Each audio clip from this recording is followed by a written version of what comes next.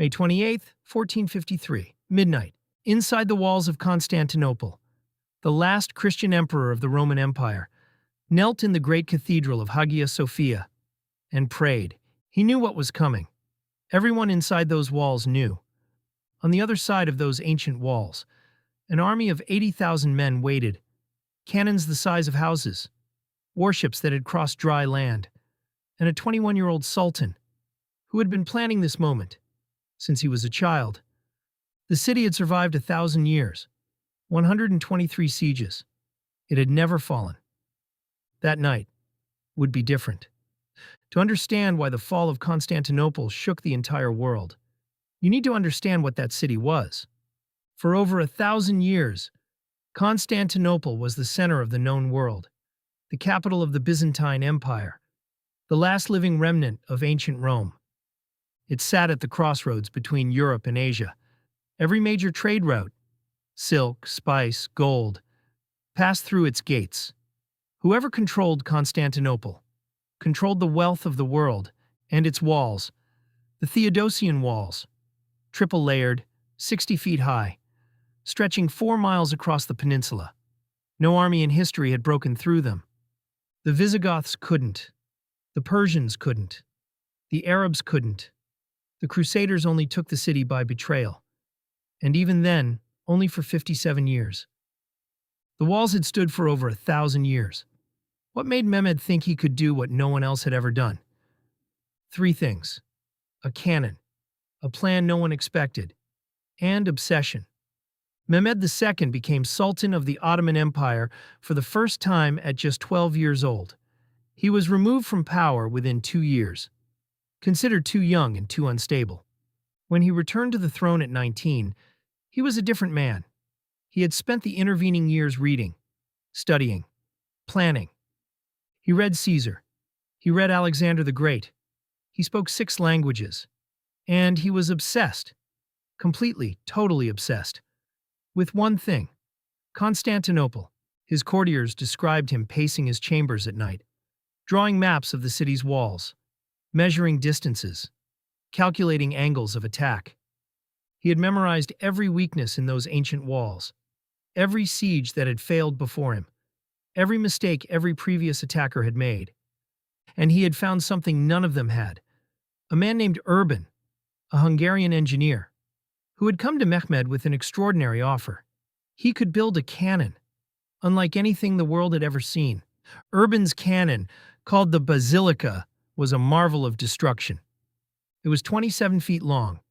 Its barrel was so wide that a man could crawl inside it. It fired stone balls, weighing 1,200 pounds. 1,200 pounds. It took 60 oxen and 400 men just to move it across the landscape. The journey from Edirne to Constantinople alone took 2 months. When it fired, the sound was heard 14 miles away. The ground shook for miles in every direction. Women inside the city reportedly fainted from the noise. And what it did to the walls that had stood for 1,000 years, it began to do immediately. There was only one problem. The cannon could only fire 7 times per day. Each shot took hours to reload, and each time it fired, the city's defenders rushed to repair the breach before dawn. The siege would not be won by cannon alone. Mehmed knew this, which is why he had prepared something else, something no one on earth would have believed possible. The city of Constantinople sat on a peninsula. On one side, the Sea of Marmara, on the other, the Bosphorus, and between them, cutting off the northern harbor, was a narrow inlet called the Golden Horn. The Byzantine defenders had stretched a massive iron chain across the mouth of the Golden Horn, blocking the Ottoman fleet from entering. The chain was so thick that no ship could break through it. Mehmed needed his navy inside the Golden Horn, but the chain was impassable, so he did something that defied all logic. He moved his ships overland, over a single night. April 22, 1453. Ottoman engineers constructed a road of greased wooden logs over the hills north of the city. They hauled 72 ships up out of the water, across the hills, and lowered them back into the Golden Horn on the other side. When the Byzantine defenders woke at dawn and saw Ottoman warships sailing in the harbor behind them, a harbor they believed was completely secure. The shock was total. One chronicler wrote that men wept openly on the city walls. The city was now surrounded on three sides by water, all of it controlled by Mehmed's fleet. Inside the city, the situation was desperate. Constantinople had once been a city of 500,000 people. By 1453, its population had collapsed to fewer than 50,000. Plague, famine, and decades of decline had hollowed it out. Emperor Constantine XI, the last emperor of Rome, had written to every court in Europe begging for help, from Venice, from Genoa, from the Pope, from Hungary, from every Christian kingdom he could reach. Almost none came. The city had perhaps 7,000 defenders to hold 14 miles of walls against 80,000 Ottoman soldiers. Among those defenders, a Genoese mercenary named Giovanni Giustiniani, who had come with just 700 men and proved to be the most brilliant military commander in the city. For 53 days, he and Constantine held the walls. But 53 days was all they had. Here are the details they don't teach in history class. Detail 1. A Venetian captain named Giacomo Cocco attempted a secret night raid with a small fleet to destroy the Ottoman ships in the Golden Horn. The plan was discovered. The entire crew was captured and executed in full view of the city's defenders. A deliberate psychological blow. Detail 2. Ottoman miners dug tunnels beneath the city walls, trying to collapse them from below. The Byzantine defenders, led by a Scottish engineer named John Grant, dug counter-tunnels, broke into the Ottoman shafts underground, and fought hand-to-hand battles in the darkness beneath the city. Detail 3. On May 22nd, a lunar eclipse turned the moon blood red over Constantinople. An ancient prophecy held that the city would fall when the moon gave a sign. The defenders saw it as an omen of doom. Even Constantine is recorded to have wept that night. Detail 4. 3 days before the final assault, Mehmed offered Constantine a choice: surrender the city peacefully and keep his life, his throne, and his kingdom of the Peloponnese. Constantine refused. He reportedly said, "It is not in my power to surrender the city. None of us will survive." Detail 5. The night before the final assault, Mehmed's entire army held a celebration with torches and bonfires that lit up the sky for miles. The defenders watched from the walls in silence, knowing what came with dawn. May 28, 1453. The last night, Constantine XI gathered his commanders for a final dinner. He thanked each man personally. He asked forgiveness for any offense he might have caused.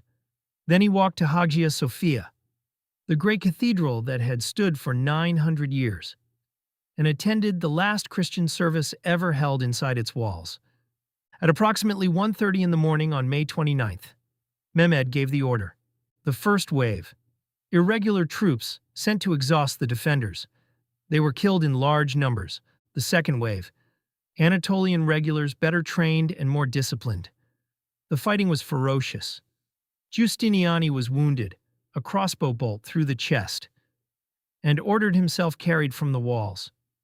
When the defenders saw Giustiniani leaving, panic spread, and in that moment, in the chaos and the darkness and the thunder of cannon, a small door in the walls was discovered unlocked, the Kirka Porta, a tiny side gate, forgotten in the confusion of battle, left unlatched. Ottoman soldiers poured through it. Within minutes, the Ottoman flag was flying from the towers. The city that had never fallen, had fallen. Constantine XI was never found. He threw off his imperial regalia, drew his sword, and charged into the Ottoman soldiers. No one knows exactly where or how he died. His body was never identified. The last Roman emperor died as a soldier, nameless in the end, as he had chosen. At noon on May 29th, Mehmed II rode into Constantinople on a white horse. He was 21 years old. His first act was to go directly to Hagia Sophia, the greatest church in the Christian world, which was full of civilians who had fled there seeking refuge. He dismounted. He ordered that no one inside be harmed. He walked to the altar, knelt, and pressed his forehead to the floor in Islamic prayer. He then ordered the church converted into a mosque. The mosaics of Christ and the Virgin Mary were plastered over. The cross was removed from the dome. A minaret was added. And Mehmed, who from that day forward would be known as Fatih, meaning the conqueror, declared that Constantinople would be his new capital, renamed Constantinople, the jewel of the Ottoman Empire. The Roman Empire, which had begun in 27 BC, had finally ended, after 1,480 years. The fall of Constantinople sent shockwaves across the entire world. In Europe, church bells rang in mourning for weeks. Pope Nicholas V called it the second death of Homer and Plato. Greek scholars fled west carrying priceless manuscripts, contributing directly to the Italian Renaissance. The Ottoman capture of Constantinople also closed the overland Silk Road. European merchants could no longer reach Asia through Ottoman-controlled territory, without paying enormous tolls. So they began looking for another way. Vasco da Gama sailed around Africa. Columbus sailed west, the age of discovery, which reshaped the entire planet, was triggered in part by the fall of Constantinople. Historians debate this connection, but the timeline is impossible to ignore. 1453, the city falls. 1488, the Cape of Good Hope is rounded. 1492, Columbus reaches America. One siege, one unlocked gate, and the world was never the same. Secret 1. The Carca Porta, the small unlocked gate that let the Ottomans in, has never been definitively located. Historians have debated its exact position for centuries. We still don't know precisely where the empire ended. Secret 2. After the fall, Mehmed reportedly wept when he saw the state of the palace. He quoted a Persian verse. The spider weaves the curtains in the palace of the Caesars. The owl calls the watches in the towers of Afrasiab. Even in victory he mourned what had been lost. Secret 3. Constantine XI had no children. He had outlived 2 wives. On the night before the final assault, he reportedly said goodbye to each member of his household personally.